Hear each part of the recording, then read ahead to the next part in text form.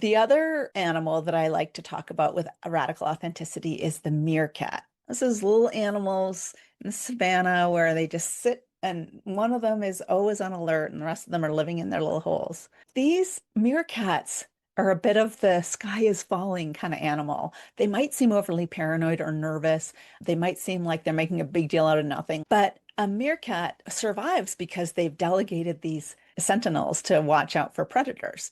And if you have somebody in your organization like a meerkat, you might feel like they're tentative, they're slow to act, or overly cautious. And they're kind of a counterpoint to the sugar glider. Now, if the sugar glider is jumping with no checks and rigor and they're kind of just doing what they want, it could end up costing a lot of money if their initiatives are not well thought out. It could end up causing risk and harm to organizations. So the meerkat is our sentinel to make sure that we're not rushing into something that has disastrous consequences. So if you have a meerkat on your team, it's important to include them in the problem-solving process, not so that they can hold things up and block progress, but you can ask them, like, what are some of the worst things that could happen? And how can we mitigate these? And how can we reduce the risk of these large consequences from happening? So instead of getting stressed and irritated with the meerkat, if you're someone who likes to jump and likes to try new things, the meerkat is there to help us watch our risk and make sure that the consequences are not too deep.